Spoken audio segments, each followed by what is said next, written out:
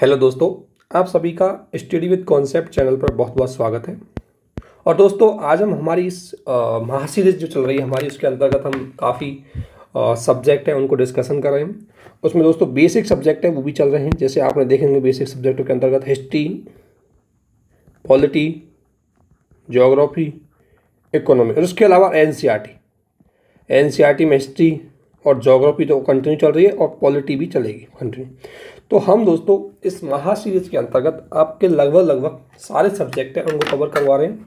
इसके अलावा दोस्तों प्री के सवाल प्रीवियस ईयर के आए हुए उन क्वेश्चन हैं उनको करवा रहे हैं, और मेंस के भी क्वेश्चन हैं वो भी हम डे बाय डे देते हैं। और इसमें हो सकता है कि क्योंकि हमारे पास बिजी शेड्यूल होने की वजह से कई बार जो वीडियो है वो डिले हो जाते हैं, बट श्योर कि टाइमली सिलेबस को हम किसी भी स्थिति में, चाहे वीडियो हमें 2, 3, 4, 5 कैसे भी अपलोड करने पड़े, हम जल्दी सिलेबस को कवर करवाने की कोशिश करेंगे। अब चूँकि अभी दीपावली का समय है तो काफ़ी टाइम हमें मिलेगा, तो उस दौरान हम काफ़ी वीडियो बना करके आपको अपलोड किए जाएंगे। तो इसी में जो मंथली मैगजीन है उसको भी हम पढ़ रहे हैं, पीजन की मंथली मैगजीन, और इसमें मई 2022 की हम मंथली मैगजीन पढ़ रहे थे जिसमें हम एनवायरमेंटल वाले पार्ट पे हैं। और आज हम कोशिश करेंगे कि इस एनवायरमेंटल वाले पार्ट को ख़त्म किया जाए। और दोस्तों एनवायरमेंटल की अगर मैं बात करूँ तो मंथली मैगजीन देखो, बेसिक तो हम पढ़ेंगे ही। मंथली मैगजीन के अंतर्गत जो बेसिक एनवायरमेंटल है वो तो हमारी जो बेसिक स्टैटिक पार्ट होगा उसमें हम पढ़ेंगे, लेकिन कुछ चीज़ें करंट से भी हम कवर कर लेंगे। तो इसी संदर्भ में आज हम एक नए टॉपिक की ओर बढ़ते हैं, और ये टॉपिक काफ़ी ज़्यादा हाईलाइटेड रहा है, कई बार ये बहुत ज़्यादा हाईलाइटेड रहा है, लेकिन अभी तक क्वेश्चन इसका यूपीएससी बना नहीं पाई। स्टेट पीसीएस में वो कभी किसी एग्जाम में खास क्वेश्चन से पूछा नहीं, लेकिन हो सकता है कि इसकी संभावना अब ज़्यादा है, तो इसलिए ये क्वेश्चन बन सकता है। इसलिए इस टॉपिक को एक बार अच्छे से देखते हैं। और दोस्तों जब भी आप कोई भी करंट की मैगजीन पढ़ रहे हैं, करंट की घटनाएं पढ़ रहे हैं, तो आप एक चीज़ ध्यान रखें, जो सबसे पहले वो करंट में क्यों रहा, ये एक इम्पॉर्टेंट फैक्ट है। उसके बाद उसमें बहुत सारी चीज़ है वो स्टैटिक वाली होती है। तो बहुत सारी चीज़ इसमें स्टैटिक वाली होती है, वो आपके मेंस के क्वेश्चन को बहुत अच्छा बना देती है। ये एक ऐसा टॉपिक है जो आपके लिए मेंस के लिए ज़्यादा इंपॉर्टेंट है, प्री के लिए मेंस के लिए ज़्यादा इंपॉर्टेंट है। ये मेंस का इंपॉर्टेंट टॉपिक है दोस्तों। ये सबसे बड़ी बात होती है कि आपको कोई टॉपिक मेंस का है, प्री का है, कैसे क्वेश्चन आ सकता है, यही और यूपीएससी की, पीसीएस की क्या डिमांड है, इसको पहचान कर पाना ही एक बड़ी बात होती है। तो दोस्तों जैसे अर्बन फायर हमारा जो टॉपिक होगा, अर्बन फायर या शहरी आग, तो ये टॉपिक डेफिनेटली है कि मेंस का बनेगा, प्री से यहाँ कोई क्वेश्चन बनने की संभावना बिल्कुल नहीं होगी। तो इसमें हम जानेंगे कि अर्बन फायर क्या है, अर्बन फायर किस प्रकार की घटना बढ़ा रही है, अर्बन फायर क्यों घटित हो रही है, तो कई बहुत सारी चीज़ें उनके बारे में जानेंगे। पहले ये वाली क्या है, फिर इसके कारण जानेंगे, फिर इसके प्रभाव जानेंगे, उसके बाद जानेंगे कि इसको रोकने के लिए सरकार ने क्या क्या प्रयास किए हैं और हम और क्या कर सकते हैं। बस इसी टॉपिक के बारे में यदि आपके पास इतनी जानकारी है तो आप किसी भी टॉपिक पे मेंस का आंसर लिख सकते हैं दोस्तों, कोई भी आपको दिक्कत नहीं आएगी। मेंस का आंसर लिखने में किसी प्रकार की कोई भी इशू आपको नहीं आएगा। तो इसी प्रकार यदि मैं बात करूं तो ये अर्बन आग की बात करूं तो ये करंट में क्यों रही, एग्जाम्पल देखो, एग्जाम्पल आपके पास होना चाहिए, क्योंकि किसी भी चीज़ को समझाने के लिए आपके पास किसी भी अच्छे आंसर को लिखने की सबसे बेस्ट निशानी होती है कि आपके पास एग्जाम्पल जरूर होने चाहिए।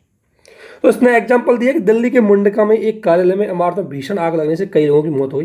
तो एक एग्जाम्पल तो ये होगा कि भाई दिल्ली के एक कार्यालय में आग लगी।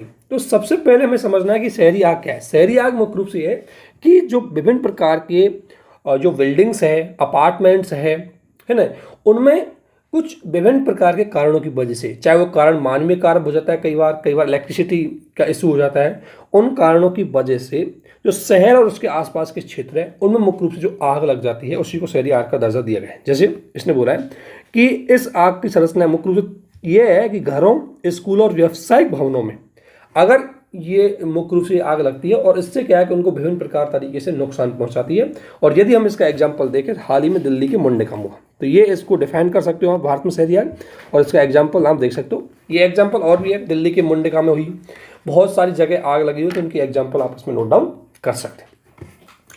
एक फैक्ट आपका ही हो गया। दूसरा यह है कि दोस्तों शहरों में ये आग लगती है जो अर्बन फायर कहते हैं, इसके कारण क्या है, इसको आपको जरूर ध्यान रखना है। तो सबसे पहले अगर हम कारण करें तो एक तो हो जाती है ह्यूमन एरर। एक तो ह्यूमन एरर ऐसी ह्यूमन एरर की वजह से हो जाती है, जैसे ह्यूमन एरर आ गई, कोई सिलेंडर फट गया, किसी ने सिलेंडर को छोड़ दिया, सिलेंडर को जो गैस का सिलेंडर है उसको खुला छोड़ दिया, उसकी वजह से लग जाती है। कई बार इलेक्ट्रिसिटी के वायर इस तरीके से लगाया जाता है कि इलेक्ट्रिसिटी शॉर्ट सर्किट हो जाती है। है ना। तो इन तरीके से एक तो वो लग जाती है। एग्जाम्पल दे सकते हैं हम इसका भी, क्यों, ठीक है ना। जैसे आपने किसी देखा होगा कई जगह, ये कई जगह घरों में जो आग लगी गैस सिलेंडर की, उसकी वजह से आप देख सकते हैं स्कूल में शॉर्ट सर्किट की वजह से, है ना, कोचिंग इंस्टीट्यूट में शॉर्ट सर्किट की वजह से, फायर उपकरण अवेलेबल नहीं होने की वजह से आग लग जाती है। दूसरा, जो मानदंड है उनका अनुपालन में परिवर्तन नहीं करना, सबसे महत्वपूर्ण जो कारण होता है वो यही होता है। क्योंकि देखो, आग किसी जगह जब लगती है तो देखो, अगर कोई छोटी मोटी आग लग गई उसको बुझा देंगे, कोई बड़ी बात नहीं, लेकिन उसको बुझाने वाले इक्विपमेंट उस जगह अवेलेबल नहीं है तो वो आग भीषण रूप ले लेती है और उससे जन और धन की हानि बड़ी मात्रा में होती है। जैसे कई जगह फायर जो वो होते हैं फायर को रोकने के वाले, तो फायर अलार्म वाली सिस्टम नहीं होते, कई जगह फायर अलार्म सिस्टम नहीं होते, कई जगह आग बुझाने के यंत्र नहीं होते, कई जगह इतना ज़्यादा कंजेस्टेड एरिया होते हैं कि उसमें आग लगने के बाद लोग बाहर नहीं निकल पाते। तो ये, क्योंकि बिल्डिंग्स में आपको पता है कि आज हाई राइज बिल्डिंग हो चुकी है, उनमें जो विभिन्न प्रकार के नगर निगमों के द्वारा जो मापदंड दिए जाते हैं कि भाई आपकी बिल्डिंग में ये फायर सिक्योरिटी सिस्टम ये होना चाहिए, उनको फॉलो नहीं किया जाता। इसकी वजह से भी आग वहाँ लग जाती है। फिर इसके अलावा हुई आग से निपटने के लिए आपके पास इमरजेंसी सर्विसेज नहीं है। जैसे फायर ब्रिगेड आती है, बहुत टाइम लगा लेती है, ट्रैफिक में फंस जाती है, दूर दूर अवेलेबल होती है, ठीक है ना, उस तक सूचना भी नहीं पहुंच पाती है। इसकी वजह से कई बार क्या होता है कि जो छोटी मोटी आग लगती है वो भीषण रूप ले लेती है और वो बहुत बड़ा नुकसान पहुंचाती है। इसके अलावा प्राकृतिक और जलवायु कारणों से, जैसे बिजली का गिरना, अगर बिजली गिरेगी तो भी आग लगने की संभावना रहती है। और दूसरी बात यह है कि बहुत ज़्यादा गर्मी होती है तो बहुत सारी चीज़ें अपने आप आग जनरेट कर देती है, एनर्जी जनरेट होने की वजह से, ठीक है। तो इससे बहुत ज़्यादा आग होने की घटनाएं होती है। इसके अलावा अगर बात करें तो मेन बात वही है कि अनियोजित शहरीकरण, अगर आप अनप्लान शहरीकरण की बात करेंगे, मशीनीकरण को बढ़ावा देंगे, है ना, और विभिन्न प्रकार की खराब वायरिंग करेंगे तो वायरों में शॉर्ट सर्किट हो जाएगी, उसकी वजह से आग लग जाएगी। कई ऐसी कंपनीज होती है जिनमें मुख्य रूप से जो गैस सिलेंडर पेट्रोल से जुड़ी हुई चीज़ों पर काम करते हैं, लेकिन सिक्योरिटी वाले प्रोविजन उनके कमजोर होते हैं तो उनमें आग लग जाती है। जैसे जयपुर में 2009-10 में आग लगी थी बहुत ज़बरदस्त। तो उस तरह की जो घटनाएं हैं वो इन छोटे मोटे कारणों की वजह से ही देखने को मिलती है। तो मेन कारण अगर मान देखें इसमें, तो मेन कारण ये है कि भाई किसी भी आग को रोकने के लिए अगर आग कोई क्यों लगती है तो मेन कारण है लापरवाही। एक तो लापरवाही है, तो ये आ गई मानव कारणों में लिख सकते हैं हम। दूसरा, आग लगना एक छोटी बात, लेकिन आग का फैलना एक बड़ी बात होती है। तो आग फैलने का मतलब यह है कि आपातकालीन आपके पास कोई प्रोविजन नहीं है कि उसको रोक सके, तो आपातकालीन मुद्दे। तो इस तरीके से मुद्दे बाई मुद्दे आप इसको क्वेश्चन के कारणों को लिखना है। एक चीज़ ये हो गया क्वेश्चन, आज शहरी आग लगने के छोटे से कारण आपसे पूछ सकते हैं, या कई बार अर्बन फायर भी अगर आपसे पूछी जाए, कारण नहीं भी पूछे जाए, उसके बावजूद भी छोटे छोटे कारण दिखा करके लिखना जरूरी है। इसके बाद सबसे बड़ी बात है कि अगर हमें अर्बन आग के पहले का कारण देख लिया, अब इसके प्रभाव देखते हैं। तो दोस्तों प्रभाव देखो, ये ब्रैकेट में बढ़िया फैक्ट दे रखे मेंस के लिए। एनसीआरबी की एक रिपोर्ट ने बोला है कि 2016 से लेकर के 2020 के बीच 5 वर्षों में डेली आग की घटनाओं की वजह से 35 लोगों की मौत हो जाती है। ध्यान रखना, डेली आग की वजह से, चाहे उस सिलेंडर फटना, चाहे कंपनी में आग लगना, चाहे स्कूल में आग लगना, कई जगह कोचिंग्स में भी आग लगी। जयपुर में कोचिंग्स में भी आग लगी थी, वहाँ भी बहुत दिक्कत आई। एक कोचिंग थी जयपुर में, वो बेसमेंट में थी, एक गेट था छोटा सा निकलने के लिए, शॉर्ट सर्किट हुई, आग लगी, तो आधे लोग तो भगदड़ में मच जाते हैं, ठीक है ना। तो अगर आपके पास बहुत अच्छे से निकलने की जगह है, इमरजेंसी द्वार है, आपके पास फायर को बचाने का सिस्टम है, इमरजेंसी में है, ठीक है ना, तो ये सारी चीज़ें हैं तो आप इजीली किसी भी आग को कंट्रोल कर सकते हैं। तो एक सबसे फैक्ट यह है कि ह्यूमन जनित जो बहुत ज़्यादा घटनाएं हैं इसको देखने को मिली है, इससे बहुत ज़्यादा ये फैक्ट आप लिख सकते हैं कि निश्चित रूप से एनसीआरबी की रिपोर्ट ने बोला है कि आग की वजह से इतने लोगों की मौत हुई है हर साल। एक चीज़ है। दूसरा, थोड़ा ये दिखाना है कि देखो आग की घटनाएं बढ़ तो रही है, लेकिन हमने कुछ सिक्योरिटी के प्रोविजन किए जिनकी वजह से पिछले 2016 से लेकर के 2020 तक आग की दुर्घटनाओं में कमी आई है। तो एक अच्छी बात है, इस पॉइंट को आप डाल सकते हैं, ठीक है। और मरने वालों की संख्या में कमी आई है। तो ये तो प्रभाव है। देखो, एक तो आपको लिखना है कि आग से जाने, तो एक आपको लिखना है कि हाँ क्या पॉजिटिव पॉइंट चल रहे हैं, कि आग को क्या हम काबू कर पा रहे नहीं कर पा रहे। तो आपको लिखना है कि भाई 2016 का ये इधर 2016 का और ये 2020 हो गया। और 2016 में आग की कितनी घटनाएं थी, 2016 में आग की घटनाएं उनमें थोड़ी सी कमी आई है, ठीक है। तो ऐसे मैप दिखा करके, ऐसे चार्ट बना करके हम बता सकते हैं कि जो 44% है उसकी कमी आई है। तो ये एक फैक्ट हो जाएगा आपके लिए, उसके लिए पॉइंट बहुत इंपॉर्टेंट। और मेन कारण है प्रभाव में हम बता सकते हैं कि आग की वजह से जनधन को नुकसान होता है, आर्थिक छवि होती है। आग की वजह से बड़ी मात्रा में पर्यावरण पॉल्यूशन होता है, क्योंकि फायर लगती है तो उससे धुआं निकलती है, पर्यावरण पॉल्यूशन होगा। केमिकल्स पॉल्यूशन होते हैं। एग्जाम्पल दे सकते हैं कि राजस्थान में जयपुर के अंतर्गत सीतापुर इंडस्ट्रियल एरिया है, जिसमें 2009 में आग लगी थी। इतनी ज़बरदस्त आग लगी थी कि उससे इतने दिन तक एनवायरमेंटल पॉल्यूशन रहा, बहुत सारे आसपास एरिया में बीमारी फैल गई और श्वास के जो मरीज हैं उनको बहुत सारे इशूज आगे लग गए। तो ऐसे कुछ अब आप गूगल पे सर्च करेंगे, आपको एग्जाम्पल मिल जाएंगे बहुत सारे। तो एग्जाम्पल जरूर नोट डाउन कर लेना, ठीक है ना। कुछ मैंने 2-3 तो मैंने बता दिया, अपने लेवल पे एग्जाम्पल जरूर नोट डाउन कर लेना। तो एग्जाम्पल बहुत जरूरी है, ठीक है ना। तो ये फैक्ट भी आपको यूज करना है दोस्तों। ये प्री में नहीं पूछेगा, प्री में हो सकता है एक लाइन ऐसे आ सकती है कि क्या पिछले कुछ वर्षों में आग की घटनाएं घटी हैं। तो हाँ, आग की घटनाएं घटी है, ये बात तो सही है। एनसीईआरटी की रिपोर्ट ये बात बोल रही है। दूसरा पूछ सकते हैं कि प्री में अगर कोई क्वेश्चन बन जाए, तो प्री में क्वेश्चन बनने की संभावना हंस नहीं है, मेंस में लिख सकते हैं कि इसके इफेक्ट कितना पड़ रहे हैं, कितने जनधन की हानि होती है, तो वो आप ये इफेक्ट को लिख सकते हैं। ये इस तरीके से पढ़ना एक अलग पार्ट है, किस तरीके से आपको ये चीज़ें यूज करनी है ये आपके लिए डिपेंड करता है। इसके अलावा अगर आपको सजेशन देना है कि किस तरीके से आग से जुड़े हुए चीज़ें, आग अर्बन जो आग है उसको रोक सकते हैं, तो ये सजेशन है सारे। पहला, दिशा निर्देश और नीतिगत ढांचे को मजबूत करना। हमारे पास सबसे पहले एक अच्छी नीति होनी चाहिए, स्पेशली जो जितने भी नए कंस्ट्रक्शन हो रहे हैं। और नीति विद्युत भार प्रबंधन के लिए मापदंड, जो भी मापदंड दिए गए हैं, इलेक्ट्रिसिटी को किस तरीके से मैनेज करना है, कैसे वायर लगाने हैं, कहाँ इलेक्ट्रिसिटी का वो होना चाहिए, वो उसको कंट्रोल करने वाला चीज़ होनी चाहिए, इन चीज़ों को लेकर के जो मापदंड दिए गए हैं वो अच्छे से अनुसरण हो, इस पर फॉलो किया जाना चाहिए। अगर हम किसी चीज़ को अच्छे से फॉलो कर लेंगे तो अच्छे से काम हो। जैसे एक चीज़ क्या है कि जो हाई रोशनी की बजाय हमें कम वोल्टेज वाली जो इलेक्ट्रिसिटी है, एलईडी बल्ब है, इनको बढ़ावा दिया जाना चाहिए कि आसानी से वहाँ पर चीज़ें, अगर वो, इससे क्या होगा कि इलेक्ट्रिसिटी हाई वोल्टेज नहीं जाएगी तो आग जो इलेक्ट्रिसिटी शॉर्ट सर्किट की वजह से लगती है वो कम हो जाएगी, ठीक है। इसके अलावा एक हमें ये करना चाहिए कि तुरंत शहरी नियोजन और विकास, जब हम कोई अर्बन प्लानिंग कर रहे हैं, नए शहर, नई कॉलोनी, नए एरिया डेवलप हो रहे हैं, तो उनको इस तरीके से डेवलप किया जाए कि अगर किसी कारण से आग भी लग जाए तो तुरंत वहाँ इमरजेंसी चीज़ें पहुँच जाए। आपने देखा होगा कई जगह छोटी इतनी, अगर आपने देखा होगा जैसे कई ओल्ड राजेंद्र नगर है, क्या दिल्ली के कई ऐसे एरिया है जहाँ पर गली में आप छोड़ो फायर ब्रिगेड तो दूर, वो बाइक तक ढंग से नहीं घुस सकती। तो ऐसे एरिया में यदि आग लग जाए तो आप बताओ कैसे फायर ब्रिगेड वहाँ बचा सकती है। इसलिए अर्बन प्लानिंग के आधार पर इस तरीके से डेवलप किया जाना चाहिए कि अच्छे से सड़कें हों ताकि वहाँ फायर ब्रिगेड पहुँच जाए, एक एरिया बने, लोकेलिटी बने, सोसाइटीज़ बने, वहाँ पर फायर ब्रिगेड का सिस्टम हो, हर बिल्डिंग में फायर सिक्योरिटी सिस्टम हो, तो आसानी से वहाँ सुरक्षा पा सकते हैं। तो ये जब भी कोई बिल्डिंग बनती है दोस्तों, जब भी कोई बिल्डिंग अपार्टमेंट बनता है तो नगर निगम या बिल्डिंग अथॉरिटी जो उनको, हाउसिंग अथॉरिटी जो उनको अलाउ देती है, परमिशन देती है, उन्होंने ये मापदंड तो बनाए हुए हैं कि भाई आपके पास ये फैसिलिटीज होनी चाहिए, बट अच्छे से फॉलो नहीं होते। तो एक काम है कि उनको अच्छे से फॉलो किया जाए।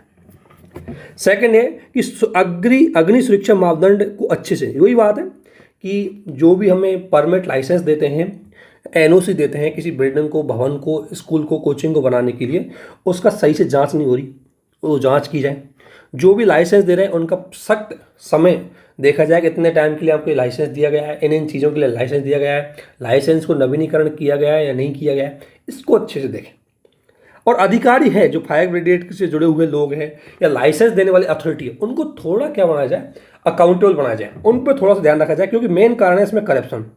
दोस्तों आपको पता है कि कोई बड़ा अपार्टमेंट बनाने वाला व्यक्ति है, अब उसको परमिशन लेनी होती है किससे, जैसे नगर निगम वाले से लेनी पड़ती है कई बार, है ना, कई बार इन चीज़ों से डेवलपमेंट अथॉरिटीज होती है, इनसे लेनी पड़ती है। तो ये क्या करते हैं कि इसमें पैसे वैसे दे करके परमिशन लेते हैं, लेकिन इसी का नुकसान होता है फिर, क्योंकि सुरक्षा के मापदंडों को फॉलो नहीं करते, तो इसकी वजह से नुकसान हो जाता है। और एक अग्निशमन से जुड़े हुए जो बेसिक जो अवसंरचना है, बेसिक उपकरण है, वो लगभग उनको अवेलेबल कराना चाहिए। ये देखो, और एक चीज़ यह है कि आपको पता है कि जैसे मैं बोल रहा कि कई छोटी छोटी गलियां होती है, तो वहाँ हमें ऐसा नहीं कि बड़ा ही फायर ब्रिगेड, हम क्या करते हैं, हमारे यहाँ जो फायर की ब्रिगेड जो गाड़ी होती है उसकी एक जैसी साइज है, अब वो बड़े रोड पे ही जा सकती है। अब किसी छोटी गली में आग लग गई, बेचारी नहीं पहुँच पाएगी, कोई फायदा नहीं हो पाया। तो इसलिए बोला गया है कि हमें एक ऐसी अवसंरचना, छोटे छोटे इक्विपमेंट, छोटी छोटे व्हीकल, छोटी छोटी फायर ब्रिगेड है, इनको भी डेवलप करना चाहिए ताकि छोटे छोटे एरिया में ये पहुँच सके। और सबसे बड़ी बात है सामुदायिक प्रतिरोध। सबसे बड़ी बात, जब तक खुद सोसाइटी के सभी हितधारक, चाहे वो सोसाइटी के प्रबंधक हो, चाहे उसमें रहने वाले लोग हो, चाहे उसमें रहने वाले परिवार हो, उस एरिया का लोकल गवर्नमेंट हो, उस एरिया की सोसाइटी मतलब उस एरिया की गवर्नमेंट हो, ये सभी मिलकर के इस पे मैनेजमेंट पे ध्यान नहीं देंगे तब तक ऐसी घटनाएं रुकेंगी नहीं। ठीक है, तो ये सारी चीज़ें इनको हमें ध्यान रखना चाहिए। ये बेसिक सी चीज़ें हैं जो सुरक्षा के लिए हमें अपनाना चाहिए कि मापदंड हो, इक्विपमेंट हो, सोशल जो कम्युनिटी पार्टिसिपेशन है वो हो, और अच्छे से चीज़ें फॉलो हो। तो इसको हम क्या कर सकते हैं, कम कर सकते हैं। अगला एक पॉइंट इसमें यह बन सकता है दोस्तों कि सरकार ने क्या किया है, सरकार के पास क्या है इसको अग्नि रोकने के लिए। तो देखो, ये तो पता है कि ये 12वीं अनुसूची में है, संविधान में प्रोविजन करे अगर, तो ये 12th शेड्यूल में आता है ये। और 12th शेड्यूल में आने का मतलब है कि ये जिम्मेदारी मुख्य रूप से शहरी आग को रोकने की जिम्मेदारी कितना है, शहरी किसकी है, शहरी स्थानीय निकाय की। इसलिए आपने देखा होगा नगर निगम की गाड़ियां होती है जो इसको रोकने में महत्वपूर्ण भूमिका निभाती है, तो उनको ये जिम्मेदारी सौंपी गई है। ये संविधान में प्रोविजन किया गया था। और इसके अलावा इसको लेकर के हमने एक भारतीय राष्ट्रीय भवन संहिता, यानी कि जो बिल्डिंग कोडिंग वो बनाया था हमने, और इसमें भवन को बनाते टाइम कौन कौन सी चीज़ें, कौन से हमें प्रिवेंटिव मेजर अपनाने चाहिए, उनका स्पष्ट रूप से लिखा गया है कि इस प्रकार के घर बनाएंगे या सिक्योरिटी प्रोविजन होंगे, फायर ब्रिगेड सिस्टम होंगे, इलेक्ट्रिसिटी का ये सिस्टम होगा, इलेक्ट्रिसिटी इस प्रकार से यूज करेंगे, इतनी परमिशंस दी जाएगी, ये इसमें एग्जिट गेस होगा, ये इसमें इमरजेंसी विंडो होगी, इतने सारे इसमें प्रोविजन दिए गए, तो उनको अच्छे से फॉलो किया जाए। तो ये बनाया गया हमने एक, जिसमें आगजनी की घटना और जीवन सुरक्षा संबंधी सारे दिशा निर्देश हमने इसमें दिए गए थे। और इसके अलावा दोस्तों नेशनल डिजास्टर मैनेजमेंट अथॉरिटी है, वो अस्पतालों सहित सार्वजनिक भवनों में इसको निर्धारित करती है। जो नेशनल डिजास्टर मैनेजमेंट अथॉरिटी है, जो नेशनल डिजास्टर मैनेजमेंट एक्ट 2005 के अंतर्गत है, इसको ये अथॉरिटी दी गई है कि जितनी भी हॉस्पिटल्स है, गवर्नमेंट प्लेसेस है, उनमें जो फायर सिक्योरिटी प्रोविजन है वो फॉलो हो रहे नहीं हो रहे, उनके लिए ये प्रोविजन करती है, उनको ध्यान में रखती है। तो ये सरकार के द्वारा कुछ प्रयास किए गए थे। ठीक है ना। तो अभी तक हमने उसके प्रभाव देख लिए, हम इसकी सारी चीज़ें देख सकते हैं। तो अगर कोई अर्बन फायर से जुड़ा हुआ कोई क्वेश्चन आए तो आप आसानी से उत्तर दे सकते हैं। जैसे क्वेश्चन मैंने बनाया कि बढ़ती शहरी आग की घटनाओं के मद्देनजर इसके कारणों प्रभावों को समझाते हुए इसको कम करने के उपायों को बताइए। क्वेश्चन ऐसा ही है, ये आपके ध्यान रखना, शहरी जो आ गए GS3 के अंतर्गत, आपदा प्रबंधन के अंतर्गत इस क्वेश्चन को शामिल किया जा सकता है। तो ये क्वेश्चन आने की संभावना है। आपसे रिक्वेस्ट है कि क्वेश्चन लिखें और इसी टॉपिक के आधार पर एक क्वेश्चन लिखने की कोशिश करें। इससे आपका टॉपिक भी क्लियर हो जाएगा और आपके आंसर राइटिंग की कला भी क्लियर हो जाएगी। तो ये टॉपिक हमारा यहाँ खत्म होता है।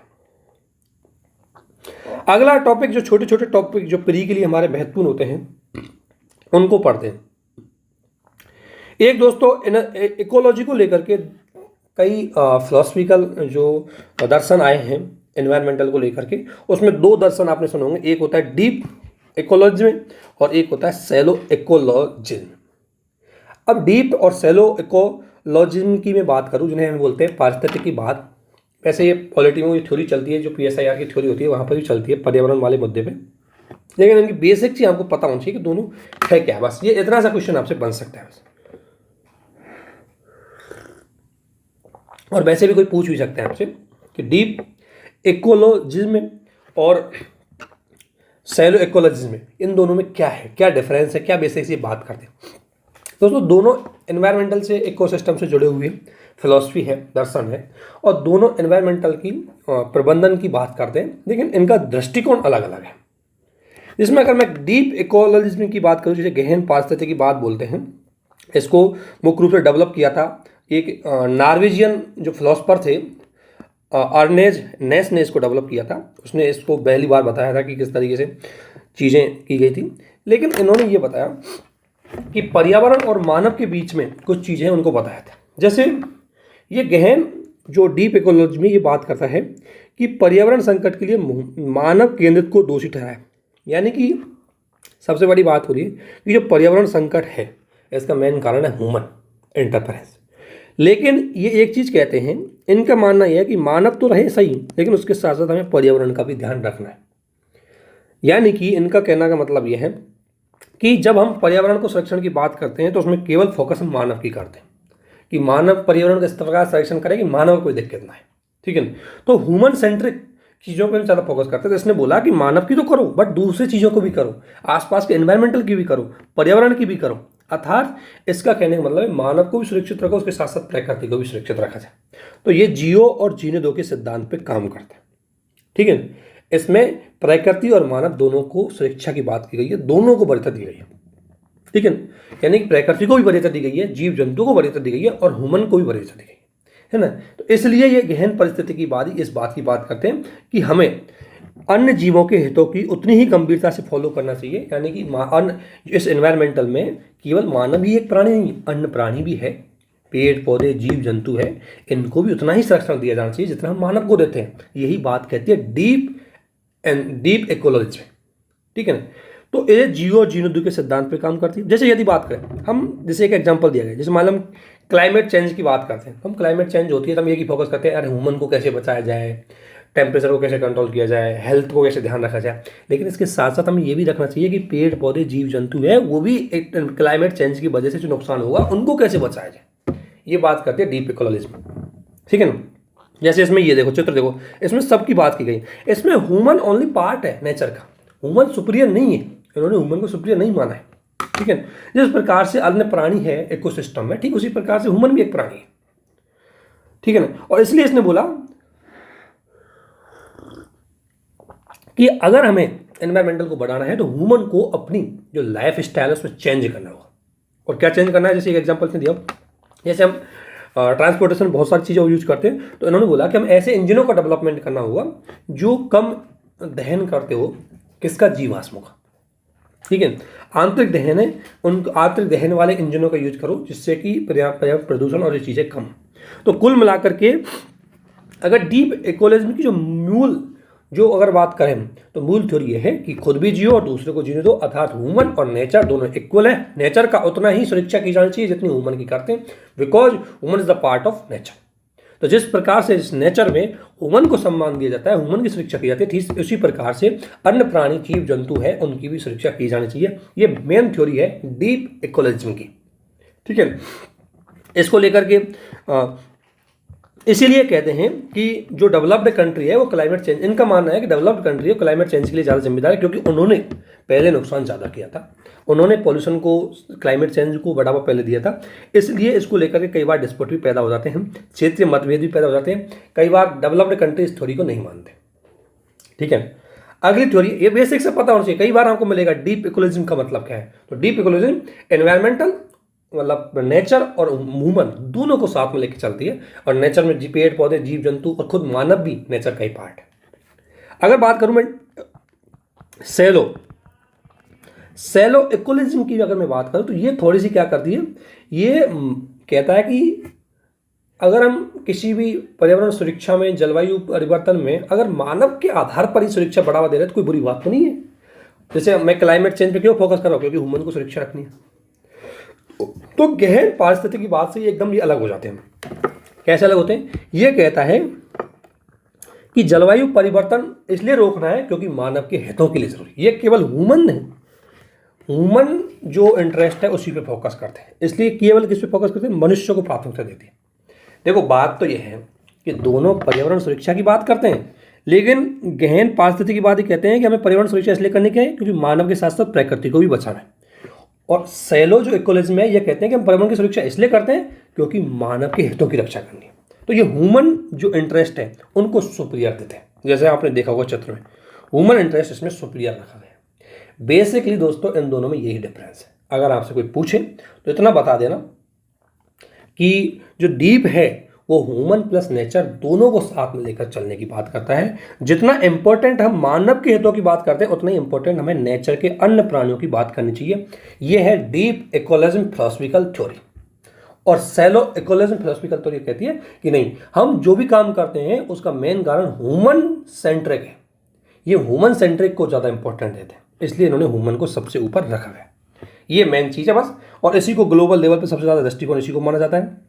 ये कहता है कि नहीं ह्यूमन सेंट्रिक है, ये कहता है एयर कंडीशनर यूज करो लेकिन उसमें ऐसी चीज़ों गैसों का यूज करो जिससे पर्यावरण प्रदूषण कम हो। यानी जीवन शैली बदलने की बिल्कुल बात नहीं करें, क्योंकि अगर मानव जीवन शैली ही बदल देगा, लोग इसी भौतिकवादी चीज़ों ही त्याग देंगे, लोग अगर ट्रेडिशनल चीज़ों पे चले जाएंगे, तो वही बात है, ह्यूमन सेंट्रिक नहीं हो पाएगा फिर एनवायरमेंटल वाले पार्ट तो ज़्यादा बड़ी तरी जाएगी। इसलिए इनकी ये दो मान्यताएं थी।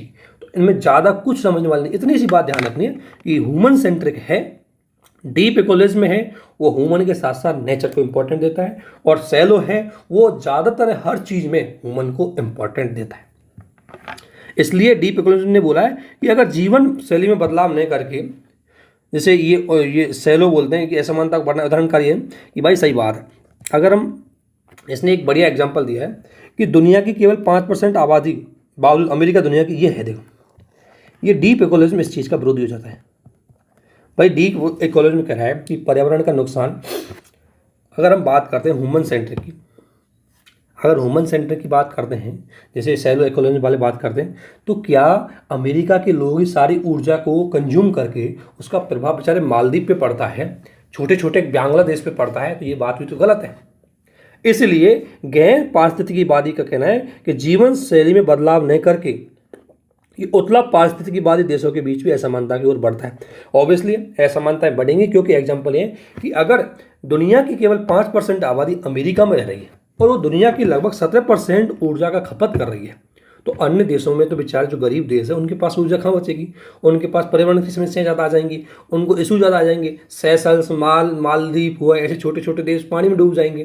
तो यही इनकी मेन थ्योरी है कि देखो भाई, उनको मतलब अमेरिका के लोगों को लेके चलो, लेकिन दूसरी दुनिया के लोगों को भी लेके चलो। इसलिए डीप इकोलॉजी में थ्योरी है वो ज़्यादा इंपॉर्टेंट होती है। बेसिक सी जानकारी थी, है ना, ये आपको जानकारी जरूर होनी। तो एक चीज़ और ध्यान रखनी, पढ़ तो लिया, लेकिन इंपॉर्टेंट क्या है दोस्तों, प्री में क्वेश्चन स्टेटमेंट के रूप में आ सकता है ये, ठीक है। इन दोनों को लेकर के जब भी डिफरेंस देना हो तो फ्री में स्टेटमेंट को लेकर के क्वेश्चन आ सकता है। इसलिए मेन अगर आप क्वेश्चन को समझना है तो ध्यान रखना, ये तो जियो और जीने दो पे, और ये कह रहा है हम जिएंगे दूसरे कुछ भी हो, बस इतना डिफरेंस रखना। इसमें क्या होता है, हम स्वार्थी हो जाते हैं ज़्यादा, और इसमें दोनों को लेकर के साथ में चलते हैं, ठीक है। तो ये बेसिक्स है, इसी से पूरा कहानी बनी हुई है, ठीक है। और इसी को लेकर के क्वेश्चन यूपीएससी में डेफिनेटली पूछ सकते हैं, और स्टेट पीसीएस में भी क्वेश्चन डायरेक्ट पूछ सकते हैं, डीप इकोलॉजी का मतलब क्या है। इसलिए दोस्तों प्री के लिए बहुत इंपॉर्टेंट होता है, ऐसी चीज़ें ही हमें देखनी है।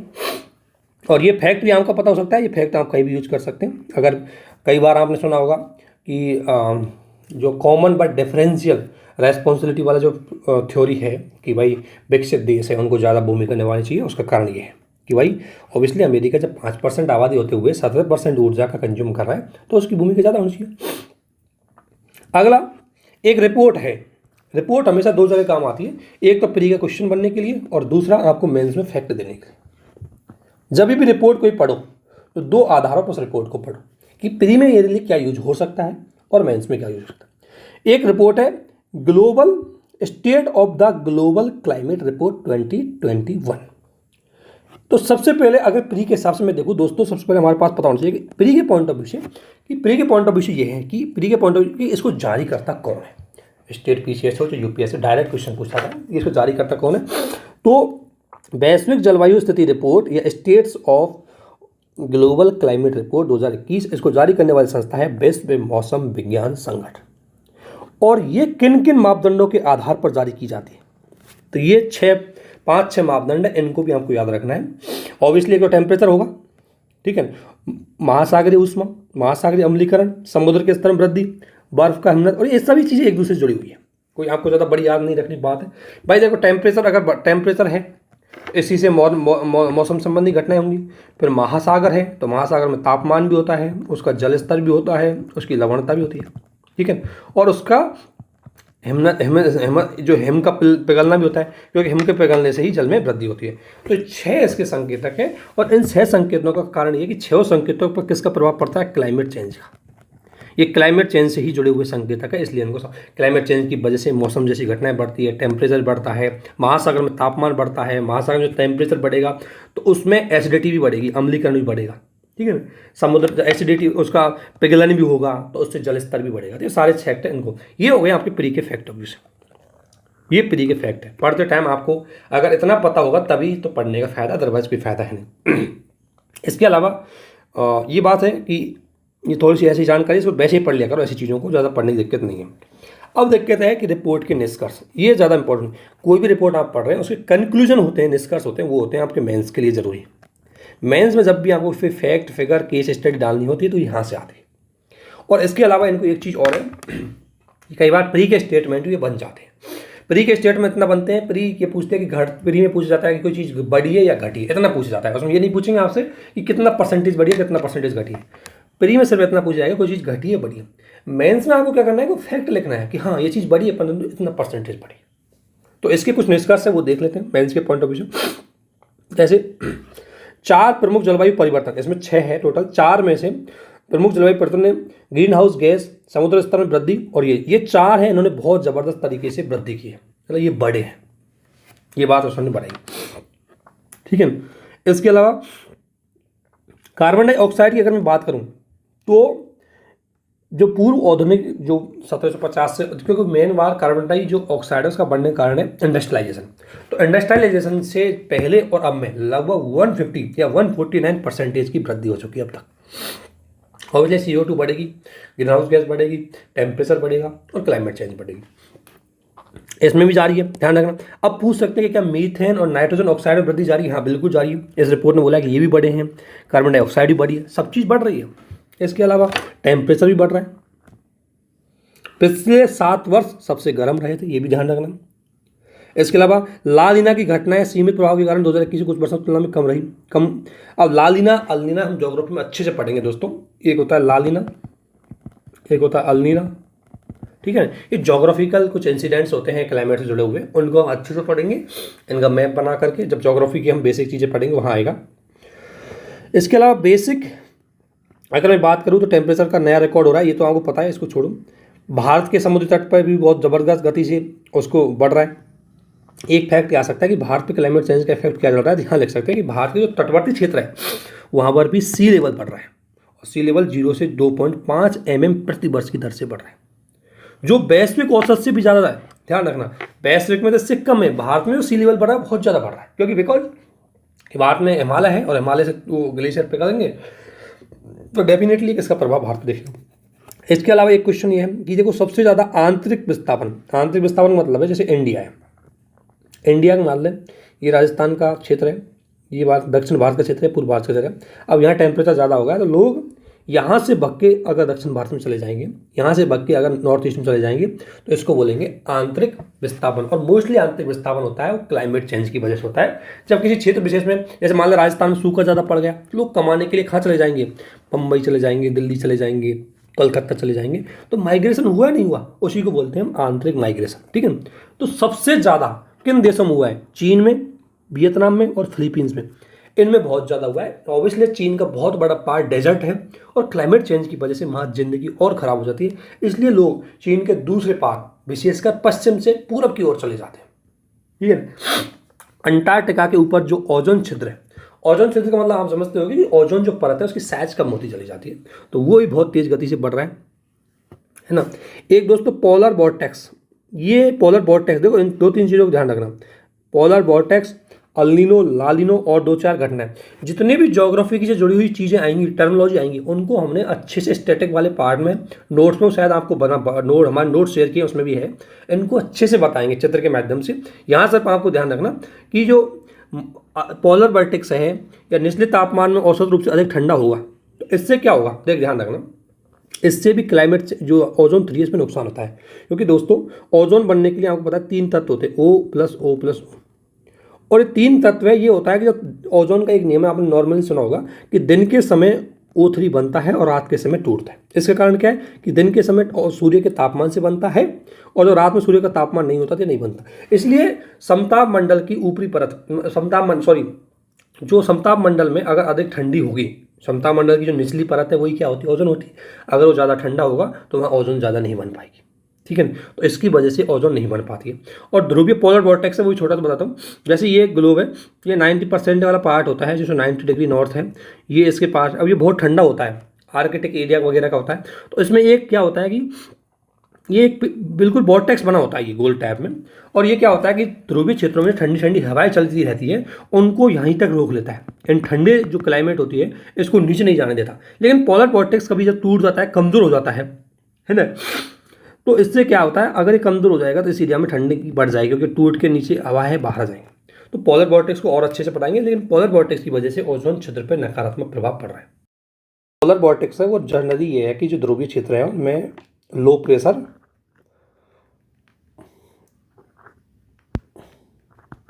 हाई प्रेशर, लो टेम्परेचर वाला एरिया होता है। तो इसको हम बेसिक सी ज्योग्राफी पढ़ेंगे, वहाँ से मैंने इसको नोट्स में लिखा हुआ है, तो वहाँ अच्छे से इसको डिफाइन करेंगे। इसके अलावा इस रिपोर्ट ने कुछ चीज़ें और बोली है कि कुछ महत्वपूर्ण इकोसिस्टम में चेंज हुए हैं। फॉर एग्जांपल पर्वतीय इकोसिस्टम, प्रवालवृत्ति है, कोरल रीफ और जो पर्वतीय वाला क्षेत्र है, इस इकोसिस्टम पर बहुत ही ज़्यादा नकारात्मक प्रभाव क्लाइमेट चेंज के देखने को मिले। चरम मौसमी घटनाएं चेंज हुई, जिसकी वजह से 8 अरबों करोड़ों रुपये का नुकसान हुआ है। और सबसे बड़ी बात है, खाद्य सुरक्षा पर संकट बढ़ा है। ये बेसिक सी चीज़ें हैं इस रिपोर्ट ने हमें बताई है। अब ये तो आप दो चीज़ जानते हैं, सुझाव भी इस रिपोर्ट ने दिए कि आपको दो तरह के सुझाव अपनाते हैं किसी भी चीज़ के लिए, एक होता है अडेप्शन और एक होता है मिटिगेशन। अडेप्शन और मिटिगेशन को नॉर्मली आप सभी जानते होंगे। अडेप्शन का मतलब है कि चीज़ें क्लाइमेट चेंज हो रही है, बट हमें उसके अकॉर्डिंग अपने आप को ढालना है, और ढालने के लिए हमें हमारी टेक्नोलॉजी के आधार पर चीज़ें चेंज करनी है। हमें मुख्य रूप से बार बार अगर मौसम जैसी घटनाएं हो रही है, बार बार बादल फट रहा है, तो हमें बादल फटने की घटनाएं पहले ही पता लग जाए, ऐसा सिस्टम डेवलप करना चाहिए। अगर लगातार बाढ़ आ रही है तो बाढ़ मैनेजमेंट सिस्टम डेवलप करना चाहिए। ये सारी चीज़ें होती है अडेप्शन सिस्टम की। और इसके अलावा जैसे इसने बोला है, संयुक्त राष्ट्र महासंघ ने बोला है कि जब पृथ्वी पर प्रत्येक व्यक्ति को 5 वर्ष के भीतर प्रारंभिक चेतावनी प्रणाली सुरक्षित किया जाए, यानी कि सभी व्यक्ति रहते हैं, हर जगह ऐसा सिस्टम डेवलप कर दो, हर एरिया में, हर जैसे डेवलप्ड कंट्री में चीज़ अवेलेबल है, गरीब कंट्री में ये चीज़ें होना चाहिए, ताकि जो पहले से ही प्री वार्निंग सिस्टम है वो डेवलप हो जाए, तो नुकसान कम हो। किसी भी चीज़ का अगर पहले पता लग जाए तो नुकसान कम हो। तो ये बेसिक चीज़ है। अब थोड़ा सा WMO के बारे में ज़रूर जान लो, ये PCS में क्वेश्चन कई बार पूछ लेते हैं। तो WMO UNO की एक स्पेशल एजेंसी, ध्यान रखना, UNO की स्पेशल एजेंसी है, और लगभग 193 देश इसमें शामिल हैं। इसकी उत्पत्ति की अगर बात करें तो मुख्य रूप से पहले ये था, इसका नाम इससे था इंटरनेशनल जो मेट्रोलॉजिकल और साइंस के माध्यम से था, बाद में इसको चेंज किया गया और इस 1893 में स्थापित हुआ, है ना। WMO की स्थापना पहले ये था, बाद में इसका नाम 1950 में ये हो गया WMO। पहले अंतर्राष्ट्रीय मौसम विज्ञान संगठन था जो 1873 में हुआ, और WMO 1950 में हुआ। और इसका मुख्य काम ये है कि देखो, ये मौसम विज्ञान, क्लाइमेट चेंज, इससे जुड़ी हुई जो विभिन्न प्रकार की घटनाएं, इनके बारे में रिसर्च करती है, रिपोर्ट जनरेट करती है, और उनको विभिन्न देशों के माध्यम से प्रस्तुत करती है। और इसका सचिवालय जिनेवा में है। और इसका ध्यान रखना, नेतृत्व कौन करता है, जो UN का महासचिव होता है वही इसका नेतृत्व करता है। इसको सर्वोच्च निकाय विश्व मौसम विज्ञान कांग्रेस है। ये क्या है, मतलब सारे देशों के जो प्रतिनिधि वो यहाँ आकर मिलते हैं और मीटिंग करते हैं। ये बेसिक सी जानकारी इसके बारे में थी। इसके अलावा एक आपने सुना होगा, इसके बारे में कई बार आपसे पूछ सकते हैं प्री में, फर्स्ट मूवर्स कोएलिशन। जो फर्स्ट मूवर्स कोएलिशन है ये क्या है, तो सबसे पहले इसको जानना है ये क्या है दोस्तों। तो फर्स्ट मूवर्स कोएलिशन मुख्य रूप से USA तथा WEF ने COP26 में इसको लॉन्च किया था। WEF वर्ल्ड इकोनॉमिक फोरम और USA के नेतृत्व में इसको लॉन्च किया गया था, जिसका मुख्य उद्देश्य ये था कि 7 सबसे बड़ी इंडस्ट्री क्षेत्र में सबसे ज़्यादा रोल निभाने वाली जो इंडस्ट्री होती है, जैसे मुख्य रूप से एल्युमिनियम, विमानन, केमिकल, कंक्रीट, शिपिंग, स्टील, ये क्या है, बड़ी मात्रा में कार्बनाइजेशन करती है, कार्बन के एमिशन करती है। तो इनको डीकार्बनाइजेशन में बदलने के लिए इन क्षेत्रों पे फोकस किया जाएगा। उसके लिए ये मुख्य रूप से एक कोएलिशन है विभिन्न देशों का, ताकि टेक्नोलॉजी आपस में एक्सचेंज की जाएंगी, ऐसी तकनीक को बढ़ावा दिया जाएगा ताकि इनसे कम से कम कार्बन का एमिशन हो। और क्योंकि ये दोस्तों ये क्षेत्र है लगभग दुनिया की ग्लोबल इमिशंस का 30% हमारे 6-7 जो ये है इंडस्ट्री, इनसे आता है। Aluminium, aviation, chemical, concrete, shipping, steel and truck. तो इसको कम करने के लिए कोएलिशन बनाया गया है। एक मूवर्स कोएलिशन के नाम से एक इनिशिएटिव चालू किया गया है अमेरिका WEF में। और सबसे बड़ी बात है कि भारत इसमें शामिल हो चुका है। ठीक है, तो दोस्तों भारत इसमें शामिल हो चुका है। तो एक क्वेश्चन प्री का ये आ जाता है कि ये पहली बात, ये मूवमेंट क्या है, दूसरी बात इसका टारगेट क्या है, और तीसरी बात कौन कौन से क्षेत्र इसमें शामिल होते हैं, और चौथा मेंस में एक केस स्टडी में हम डाल सकते हैं कि भारत अपने नेट जीरो टारगेट प्राप्त करने के लिए ये काम भी कर रहा है। ठीक है, तो क्योंकि आपको पता है कि भारत को नेट जीरो टारगेट अचीव करना है 2070 तक, और नेट जीरो टारगेट को तो आप जानते होंगे दोस्तों, नेट जीरो टारगेट का मतलब है कि कार्बन का एमिशन और कार्बन का अवशोषण ये दोनों इक्वल हो जाए तो नेट कार्बन एमिशन जीरो हो जाएगा, उसे बोलते हैं नेट कार्बन एमिशन जीरो।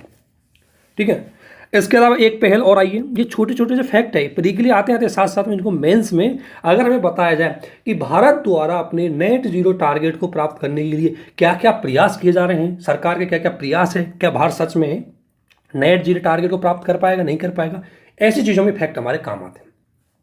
उसमें लिख सकते हैं कि डोमेस्टिक लेवल पे क्या कर रहे हैं, इंटरनेशनल लेवल पे हम क्या काम कर रहे हैं, तो उसके माध्यम से हम ये चीज़ें लिख सकते हैं, वहीं फैक्ट हमारे सारे काम आएंगे। एक WEF की नेट जीरो इंडिया के लिए इंडियन CEO अलायंस का भी शुभारंभ किया गया। नेट जीरो इंडिया का मतलब है कि WEF भारत को सपोर्ट करेगा कि भारत नेट जीरो टारगेट को अचीव कर ले, उसके लिए काम किया गया। तो उसी में से एक Indian alliance of COs climate leaders की घोषणा की गई है। इसका मुख्य उद्देश्य यह है कि देखो ये एक क्या है, एक मंच होगा जिसपे नेट जीरो के टारगेट को प्राप्त करने के लिए जो जितने भी net zero target climate change से जुड़े हुए भारत के जितने भी टारगेट है पंचामृत है, इनको प्राप्त करने के लिए क्या किया जाएगा, काम किया जाएगा। और ये WEF की क्लाइमेट एक्शन जो मंच है उसी का एक हिस्सा है।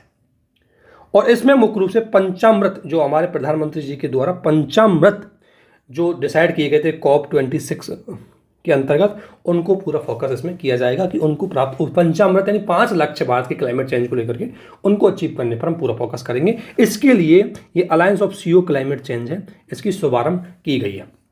किसके द्वारा? WEF के द्वारा। और WEF क्यों करता है सपोर्ट? क्योंकि WEF इंडिया में नेट जीरो इनिशिएटिव चला रहा है, तो उसमें उसको कोऑपरेशन देने के लिए उसने शुरुआत की है। अब पंचामृत तो आप सभी जानते होंगे 5 लक्ष्य जिसे भारत प्राप्त करना चाहता है, जिसमें ये आपके लिए इंपॉर्टेंट है क्योंकि यूपीएससी ने प्री में मेंस में क्वेश्चन इसका पूछ चुकी है 2 बार। लगातार 1 साल इससे लेकर के 2 क्वेश्चन आए थे, एक बार PSIR ऑप्शनल में आया था और एक बार इसका GS2 में भी GS3 में आया था। ये चीज़ें आपको पता होनी चाहिए, क्वेश्चन कहीं से भी आ सकते हैं। तो देखो इसमें भारत का टारगेट है कि 2030 तक हम 500 गीगावाट गैर जीवाश्म ऊर्जा यानी कि जो जीवाश्म कोयला है, पेट्रोल है, इनके अलावा हमें रिन्यूएबल एनर्जी से भी जैसे हमें ऊर्जा जनरेट करनी पड़ेगी, वो 500 गीगावाट होनी चाहिए। इसके अलावा भारत की 50% जो एनर्जी है, जो भारत की जितनी भी एनर्जी हमारी ज़रूरत है उसकी 50% है वो रिन्यूएबल रिसोर्सेज से होनी चाहिए। 2030 तक भारत कार्बन उत्सर्जन है उसमें 1 अरब टन कमी लाएगा। 2030 तक कार्बन की ऑब्वियसली जब कार्बन एमिशन कम करेगा तो उसकी इंटेंसिटी भी कम करेगा। और नेट जीरो का टारगेट है हम 2070 तक प्राप्त करेंगे। ये प्री के फैक्ट भी है। इसके अलावा मेंस में भारत की चीज़ें भी हैं। जब आपसे क्लाइमेट चेंज की चीज़ों को लेकर के क्वेश्चन पूछ जाए तो भारत के पंचामृत आपको जरूर याद होने चाहिए, वहाँ ये काम आएंगे।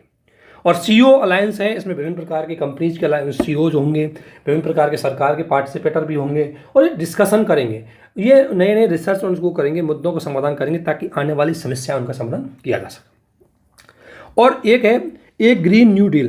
भारत ने अपने नेट जीरो टारगेट को प्राप्त करने के लिए मिशन 2070 में जो नेट जीरो टारगेट हम प्राप्त करें उसके लिए भारत 5 क्षेत्रों में काम कर रहे हैं। एक तो कार्बन एमिशन कम हो, यानी हम ऐसी ऊर्जा पे बढ़ावा दे रहे हैं, ऐसी ऊर्जा को बढ़ा रहे हैं जिनसे कार्बन का एमिशन कम हो। जैसे पेट्रोल, कोयला, इनसे बहुत ज़्यादा कार्बन एमिशन होता है। इसके बदले हमें ग्रीन एनर्जी को बढ़ावा दे रहे हैं, चाहे वो रिन्यूएबल एनर्जी हो, चाहे ग्रीन एनर्जी हो, चाहे हाइड्रोजन एनर्जी हो।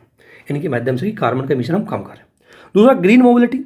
सबसे ज़्यादा जो पॉल्यूशन होता है दोस्तों, वो सबसे ज़्यादा जो क्लाइमेट चेंज का इफेक्ट है वो होता है ट्रांसपोर्टेशन से। तो हम कोशिश कर रहे हैं कि पेट्रोल, डीजल, इनके ट्रांसपोर्टेशन के स्थान पर हम इलेक्ट्रिकल, LPG, इनके ट्रांसपोर्टेशन को हम बढ़ावा दें। दूसरा गहन ऊर्जा उद्योगों का विकार्बन। जिन उद्योगों से, जैसे ऊपर 7 उद्योग देखे थे, जिन उद्योगों से ज़्यादा कार्बनाइजेशन बढ़ता है उसके बजाय हम डीकार्बनाइजेशन पे फोकस करेंगे। इसके लिए दोस्तों आपको क्या चाहिए? टेक्नोलॉजी चाहिए। आप ऐसी टेक्नोलॉजी यूज करो जो कार्बन का एमिशन कम करे। इसके लिए आपको रिसर्च अनुसंधान चाहिएगा, इनोवेशन चाहिएगा, फंड चाहिएगा। तो इन चीज़ों पे हम फोकस कर रहे हैं। इसके अलावा ग्रीन बिल्डिंग, इंफ्रा और अर्बनाइजेशन। सबसे बड़ी दिक्कत है कि आपको जैसे सबसे ज़्यादा जो अगर क्लाइमेट चेंज में इफेक्ट है तो जैसे घर हैं तो घरों में आप AC चला रहे हो, कूलर चला रहे हो, लाइट खा रहे हो, इससे भी क्लाइमेट चेंज होती है। तो ऐसे बिल्डिंग्स को बढ़ावा दे ताकि वो नेचुरल एनर्जी का ज़्यादा यूज करके, जैसे अगर आपके घर में वेंटिलेशन है तो आपको AC वेसी की चलाने की ज़रूरत पड़ेगी नहीं। आपके घर में वेंटिलेशन है तो आपको हमेशा लाइट चलाने की जरूरत नहीं पड़ेगी। या आपको रोड स्ट्रीट लाइट है उसको सोलर स्टेट में बदल दो, पार्क लाइट है उसको सोलर में बदल दो। तो ऐसी चीज़ों पे हमें फोकस करना पड़ेगा। और निम्न कारण हमें मुख्य रूप से जो एग्रीकल्चर से जो मेथेन वगैरह निकलती है उसको भी कम करने के लिए हमें सस्टेनेबल तरीकों को अपनाना पड़ेगा। तो भारत इन 5 क्षेत्रों में काम करेगा। तो अगर आपसे पूछा जाए कि 2070 तक नेट जीरो टारगेट प्राप्त करने के लिए भारत का क्या रोल है, किस तरह की भूमिका निभाएगी, वहाँ सारे फैक्ट आपके लिए काम होंगे, इसलिए इसको अच्छे से याद कर लेना।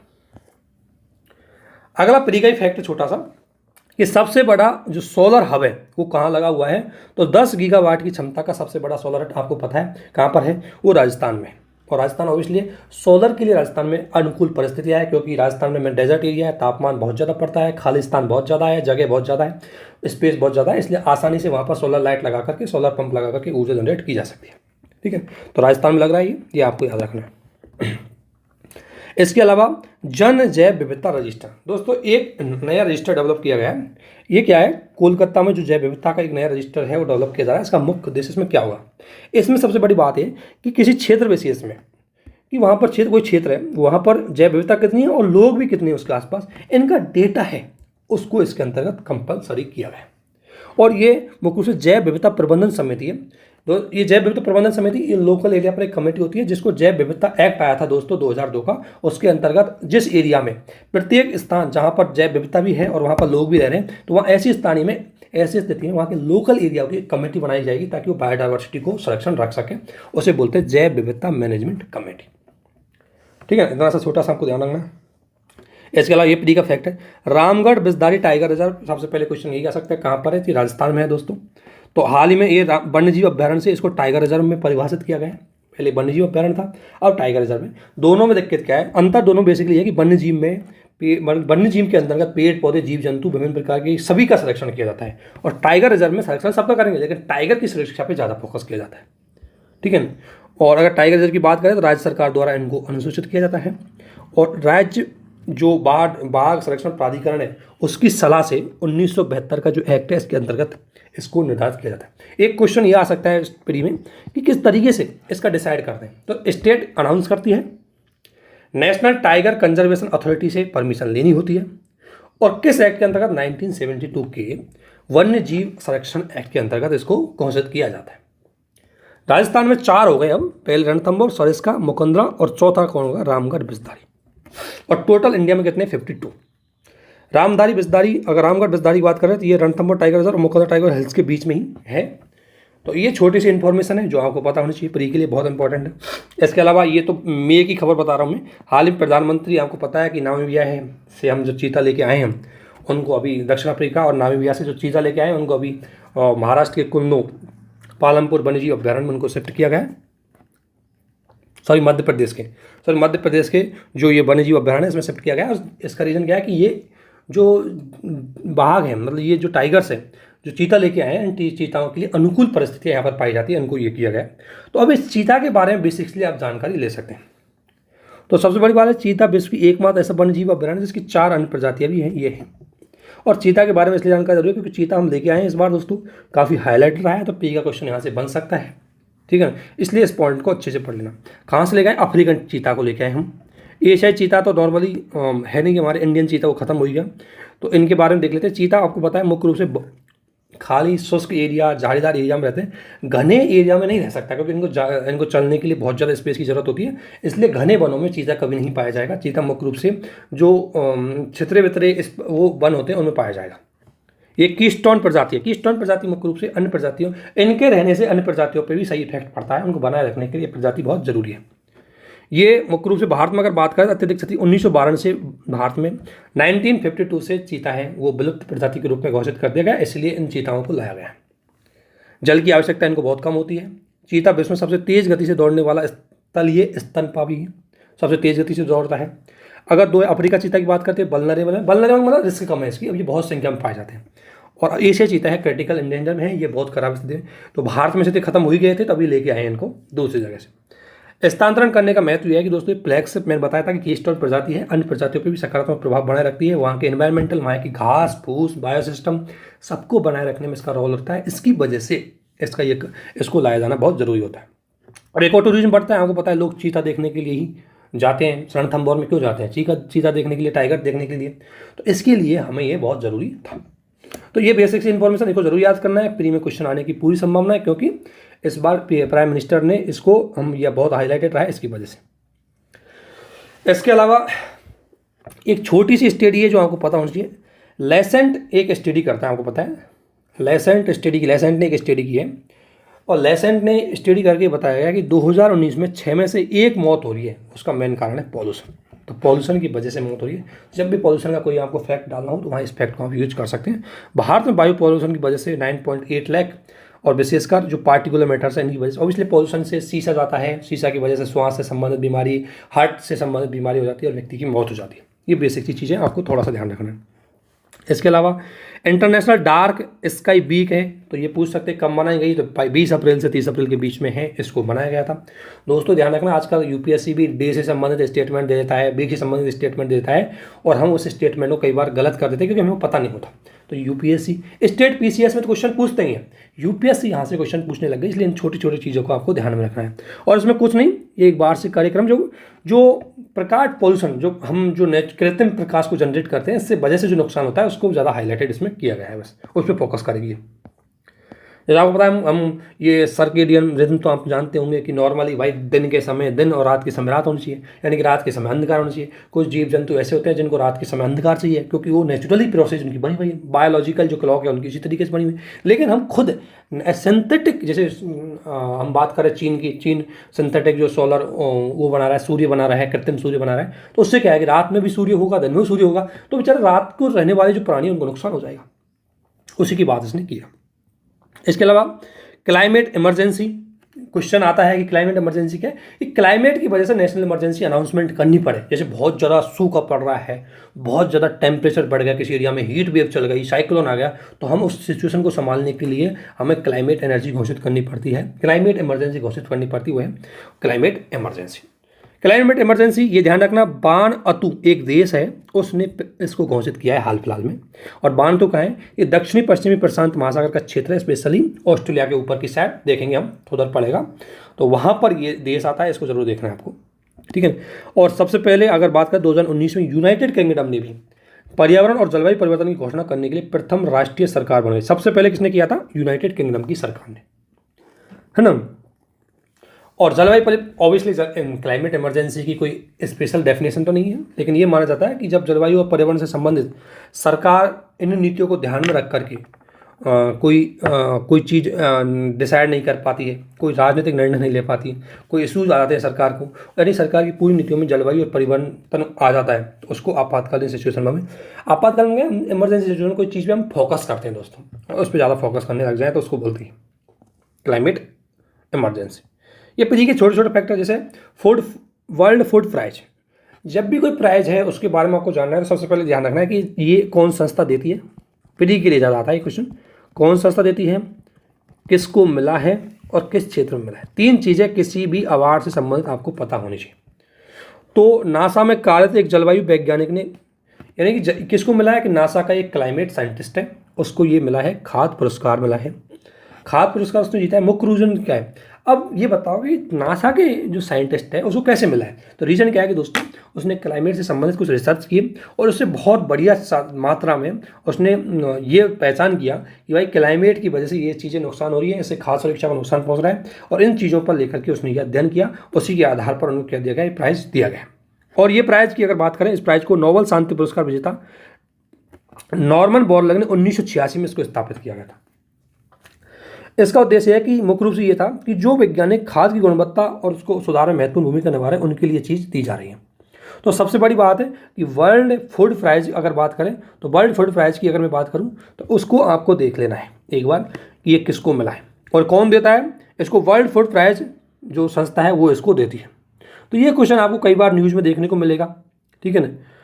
और अगर इस वैज्ञानिक का नाम भी देखें तो हम इस वैज्ञानिक का नाम भी आपको शेयर कर देंगे। इस वैज्ञानिक जो नासा का जो क्लाइमेट चेंज का जो वैज्ञानिक है इसका नाम है डॉक्टर सिंथिया रोसेज। इसका नाम बहुत अजीब, डॉक्टर सिंथिया रोसेन जबिन, ये इसका नाम है डॉक्टर सिंथिया रोसेन जबिन। ये नासा का वैज्ञानिक है जिसे 2022 का वर्ल्ड फूड प्राइज है वो मिला है। और ये मुख्य रूप से कृषि के क्षेत्र में और नोबेल पुरस्कार के रूप में इसको माना जाता है।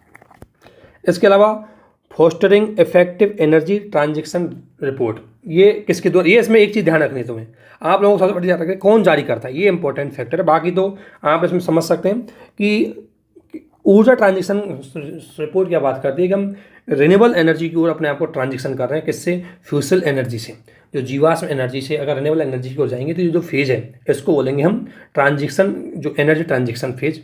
तो इसका मुख्य उद्देश्य ये दोस्तों, इसमें कई चीज़ों पे आपको काम करना पड़ता है, आपको इसमें निवेश करना पड़ेगा, ऊर्जा के सिस्टम डेवलप करने पड़ेगा, आपको मानव पूंजी इसके उसको डेवलप करने का, लोगों की भागीदारी बढ़ानी पड़ेगी, तभी जाकर के हम एनर्जी ट्रांजेक्शन की ओर जा पाएंगे। तो उसको लेकर के ये चीज़ें बोली गई है। तो आपको ये ध्यान रखना है कि रिपोर्ट कौन जारी करता है, क्वेश्चन यहाँ से ये बनेगा, ठीक है। कोई खास इसमें इन्होंने कोई कंक्लूजन दिया नहीं, इसलिए हमारा अन्य रिपोर्ट नहीं बन अन्य चीज़ें यहाँ नहीं बन पाएंगी।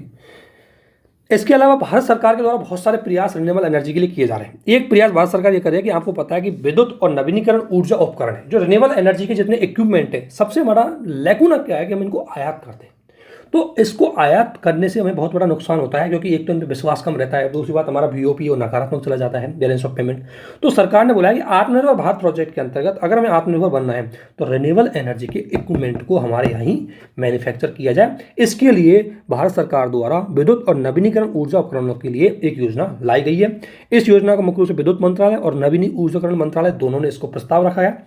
इसमें 2026-27 तक 3 क्षेत्रों पर हम काम, 3 विनिर्माण क्षेत्र स्थापित किए जाएंगे।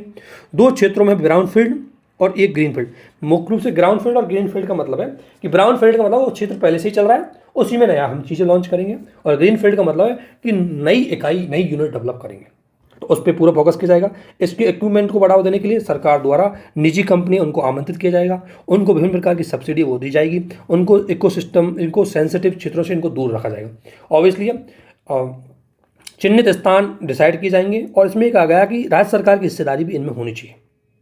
तो राज्य सरकार की हिस्सेदारी होगी, निजी कंपनियों को बुलाया जाएगा, इन चीज़ों पे है।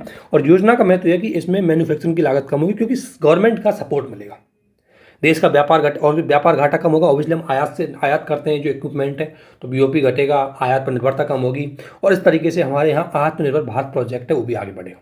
तो इसके लिए भारत सरकार के द्वारा ये प्रोजेक्ट चलाया गया। जल जीवन मिशन, एक चीज़ आपको बताया, जल जीवन मिशन भारत सरकार के द्वारा चलाया गया था। हाल ही में स्टडी आई है कि इसने 50% अपने लक्ष्य को हासिल कर लिया है।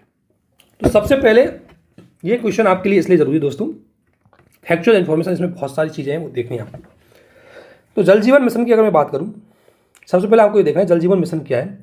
तो जल जीवन मिशन मुख्य रूप से ये 2024 में ये था कि 2024 तक सभी ग्रामीण परिवारों को जल के माध्यम से उनको नल लग जाएंगे, उनके घर में जल की सप्लाई की जाएगी। 2024 तक ये टारगेट है। स्थानीय स्तर पर इसमें जल की मांग और सप्लाई दोनों को देखा जाएगा कि कितनी डिमांड है और कितनी सप्लाई है, और कहाँ कहाँ पर कितनी डिमांड है, उसके आधार पर इसमें दी जाएगी। इसमें केंद्र और राज्य सरकार की जितनी भी जल से जुड़ी हुई योजना है उनको एक प्लेटफॉर्म पर लाया जाएगा। स्टेट गवर्नमेंट अलग योजनाएं चलाती है, सेंट्रल गवर्नमेंट अलग चलाए जाते हैं, उनका अलग उद्देश्य होता है, उनका ऐसा कोशिश किया जाएगा कि जितनी योजना चलती है उनको एक उद्देश्य में कन्वर्ट किया जाएगा। कृषि के क्षेत्रों में जल का कैसे संचयन किया जाए, भूजल का कैसे रिस्टोरेशन किया जाए, और घरेलू जो अपशिष्ट जल है, जो खराब जल होता है, उसको कैसे रिसाइकिल किया जाए, इन सारी चीज़ों पे फोकस जल जीवन मिशन के अंतर्गत किया जाना है। ठीक है ना। तो हाल ही में बोली गई है कि 50% जो ग्रामीण परिवार हैं उनको जल का नल है वो उपलब्ध हो चुका है, अर्थात इसने 50% टारगेट है उसको अचीव कर लिया है। 100% घरेलू कनेक्शन का जो लक्ष्य है वो प्राप्त करने वाले राज्य कौन कौन से हैं? जिन्होंने 100% टारगेट प्राप्त कर लिया वो राज्य है गोवा, तेलंगाना, अंडमान निकोबार, दादरा नागर हवेली, दमन दीव, पुदुचेरी, हरियाणा। ये जरूर फैक्ट याद रखना, इन्होंने 100% अपने गांव के जो घर है उनको नल की सुविधा प्रोवाइड करवा दी। 90% करने वाले हैं पंजाब, गुजरात, हिमाचल, अर्थात पॉजिटिव वे में हम जा रहे हैं। 90% भी हो गए, 100% हो गए। 108 डिस्ट्रिक्ट ऐसे हैं जिनमें 1.5 लाख गांव हैं, हर घर को जल प्राप्त हो चुका है, हर घर को जल प्राप्त हो चुका है। तो हर घर को जल प्राप्त हो, इसी उद्देश्य से सरकार द्वारा ये जल जीवन मिशन है, इसको 2019 में चलाया गया था। 2024 तक इसको लक्ष्य को प्राप्त करना था। इसको चलाने वाली जो मिनिस्ट्री थी वो जल शक्ति मंत्रालय था। तो जल शक्ति मंत्रालय के द्वारा इसको चलाया गया था, और इसके क्या क्या रिजल्ट निकल के आए, ये रिजल्टों की रिपोर्ट है, ये मेंस में आपको याद रखनी है। पूछा जा सकता है कि जल जीवन मिशन का मूल्यांकन कीजिए, तो आपको बताना है कि 50% टारगेट इसने प्राप्त कर लिए हैं। तो ये प्री का फैक्ट भी बन जाता है, मेंस का फैक्ट भी बन जाता है। तो ऐसी छोटी छोटी चीज़ें हैं दोस्तों, आपको याद रखना। जल जीवन मिशन की अगर मैं बात करूं तो 2019 में लॉन्च किया गया था। 2024 तक हर घर को नल प्राप्त होना चाहिए, ये इसका टारगेट था। इसके माध्यम से था कि हर व्यक्ति को 55 लीटर सेवा, ऑब्वियसली हर व्यक्ति को अगर 55 लीटर जल मिल जाएगा तो इतनी ज़रूरत पड़ती है आदमी को 55 लीटर जल की। और 2019 में ध्यान रखना जब ये लागू किया गया था 70% घरों में व्यवस्था थी, आज 50% घरों में हो गई है, अर्थात इसका फायदा हुआ है।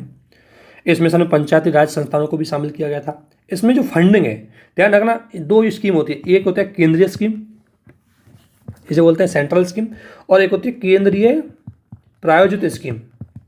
दोस्तों केंद्रीय स्कीम होती है उसमें 100% खर्च केंद्र सरकार के द्वारा किया जाता है, और केंद्र प्रायोजित योजना स्कीम होती है उसमें खर्च को बांट दिया जाता है।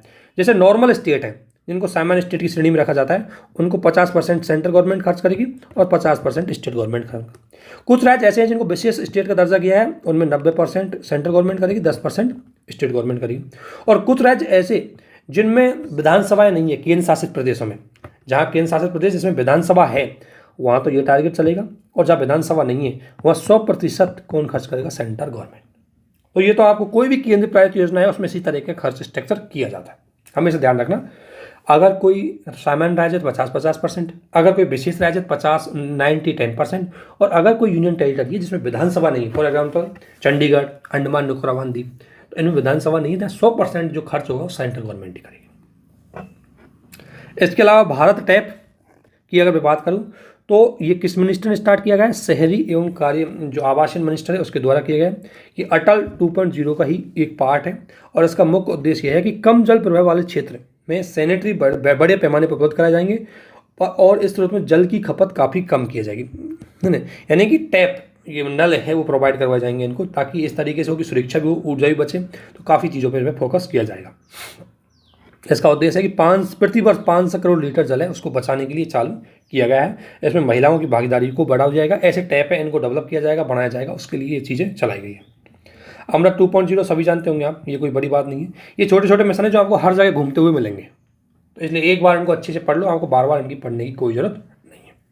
तो अगर हम एक बार इसको पढ़ें तो क्या है, अमृत 2.0 मिनिस्ट्री कौन सी है, आवासन एवं शहरी कार्य मंत्रालय मिनिस्ट्री है, और इसका मुख्य उद्देश्य है कि अगले 5 वर्षों में यानी कि 2025 तक इसको लॉन्च किया जाएगा, 25-26 तक, कैसे 2021-22 से लेकर 2025-26 तक इस पर लॉन्च किया गया।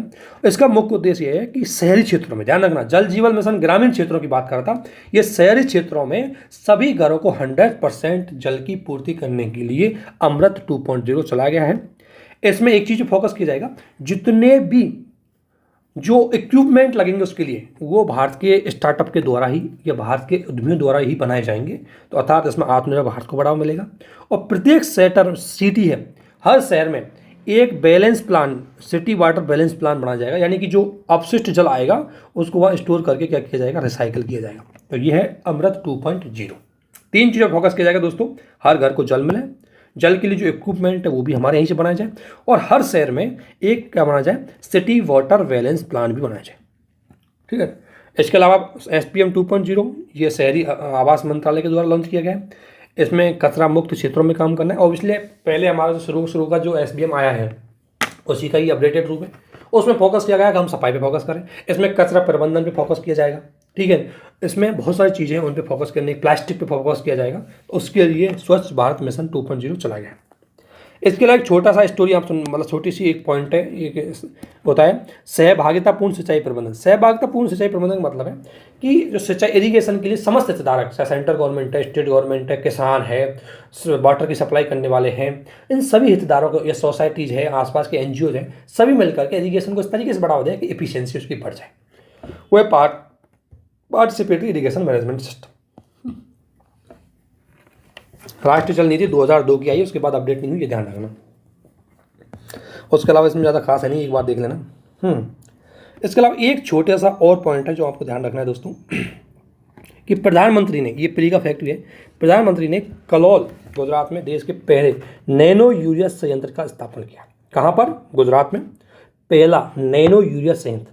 देखो यूरिया तो आपको पहले ही बनाते हैं, यूरिया जो नॉर्मल बनते हैं, नैनो मतलब है नैनो टेक्नोलॉजी यूज करते हैं, और नैनो टेक्नोलॉजी मतलब है, नैनो का मतलब है 1 मीटर का 1 अरब हिस्सा, यानी कि छोटे छोटे नाइट्रोजन के कण हैं उनको बनाया जाएगा। अब छोटे नाइट्रोजन के कण होंगे तो दोस्तों उससे फायदा बहुत सारी चीज़ें होंगी, वो डायरेक्ट पत्तियों में जाएंगे, डायरेक्ट जड़ों में जाएंगे, और अच्छे से उनका यूज हो पाएगा मैक्सिमम। अभी तक तो क्या है कि हम यूरिया बनाते थे, आधा यूरिया बाहर साइड में पड़ा रहता था, आधा नीचे जाता ही नहीं था। छोटे छोटे बनाएंगे तो टारगेटेड जगह पर जाएंगे और वहाँ से अच्छे से उनका उत्पादन कर पाएंगे। इसलिए नैनो टेक्नोलॉजी का यूज करने के लिए हमें नैनो यूरिया का भी यूज कर रहे हैं। तो एग्रीकल्चर में नैनो टेक्नोलॉजी का यूज हम नैनो यूरिया में कर सकते हैं। और वहाँ एक एग्जाम्पल इसका देख सकते हैं कि अभी हाल ही में नैनो यूरिया को बढ़ावा देने के लिए हमने कुछ जो संयंत्र है उसका जो प्लांट है उसका इनॉग्रेशन किया है। कहाँ पर? गुजरात। ये बेसिक इतने सा फर्क आपको ध्यान रखना है।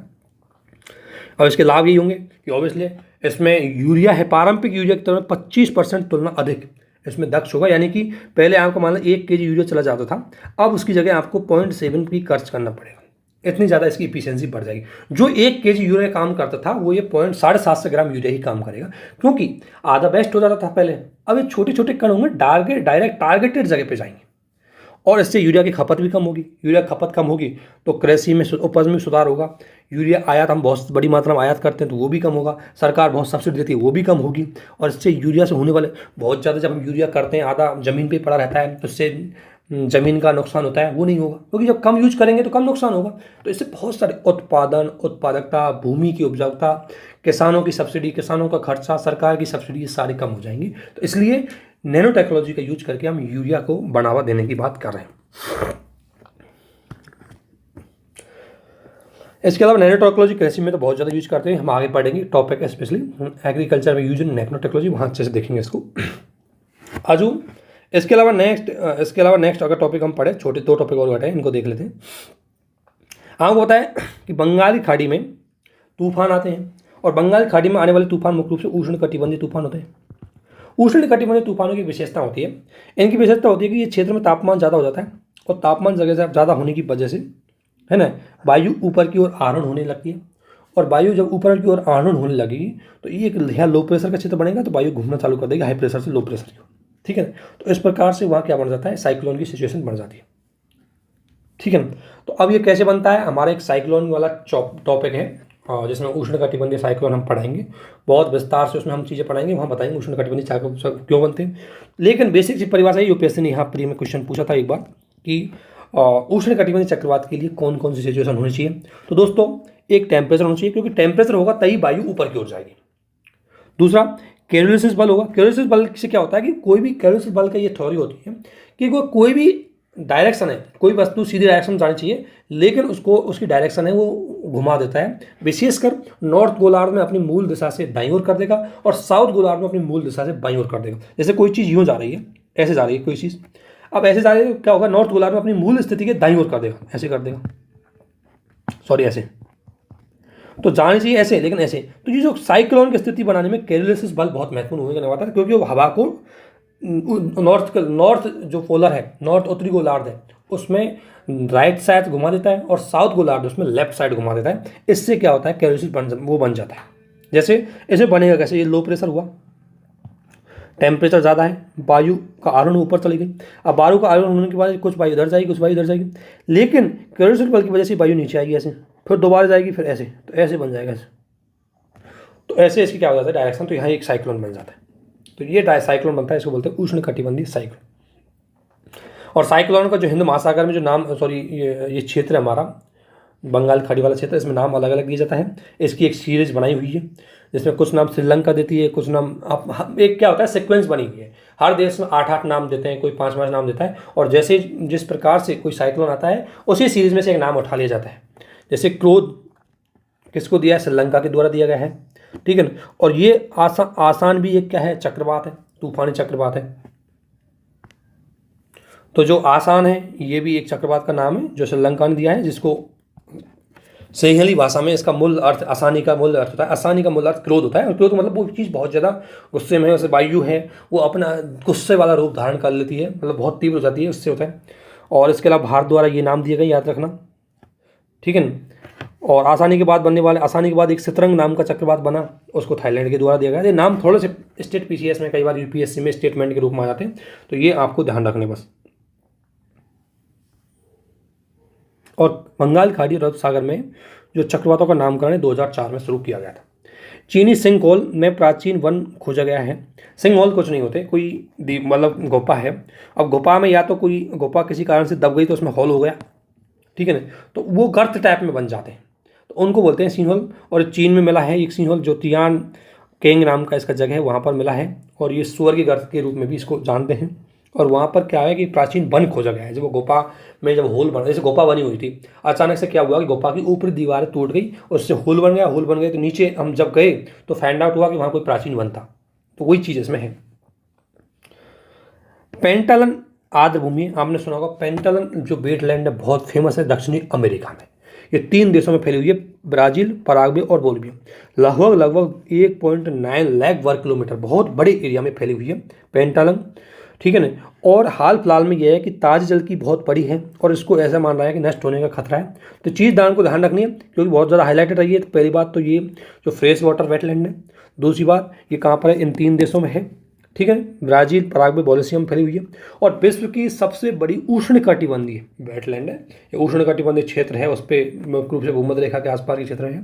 2000 में इसको यूनेस्को की विरासत में भी शामिल किया गया था। तो एक बहुत ही इंपॉर्टेंट वेटलैंड है, इसको लेकर के जरूर याद रखना है। इसका क्वेश्चन प्री में आने की पूरी संभावना रहती है। कहाँ पर आएगा क्वेश्चन प्री में। तो इस तरीके से दोस्तों आपको इन्वायरमेंटल जो मे वाला पार्ट है हमारा कंप्लीट हो चुका है, बहुत इंपॉर्टेंट था। इसके स्टैटिक वाले पार्ट को जरूर देखना है। और जो जो चीज़ें आपको बताई गई है प्री के पॉइंट ऑफ व्यू से कहाँ बनती है, मेंस के पॉइंट ऑफ व्यू से कहाँ बनती है, वो सारी चीज़ें आपको ध्यान में रखनी है। मेंस का क्वेश्चन जो शहरी अर्बन, जो आग का मैंने आपको क्वेश्चन बताया है, शहरी अर्बन फायर, जो अर्बन फायर है उस रिलेटेड क्वेश्चन है, आपको मेंस करने की पूरी संभावना रहती है, उसको अच्छे से आपको देखना है। तो इसी के साथ हम इस वीडियो को यहीं समाप्त करते हैं। आगे हम पढ़ेंगे सोशल इशू के कुछ महत्वपूर्ण मुद्दे, जैसे विशेषकर बहुत फैक्चुअल इन्फॉर्मेशन जो आपके लिए बहुत जरूरी है, उसको हम नेक्स्ट वीडियो में देखेंगे। सोशल इशू को नेक्स्ट वीडियो में कंप्लीट करने की पूरी कोशिश करेंगे। इसी के साथ इसको यहीं समाप्त करते हैं। आप सभी को हमारे साथ बने रहने के लिए बहुत बहुत धन्यवाद। Thank you.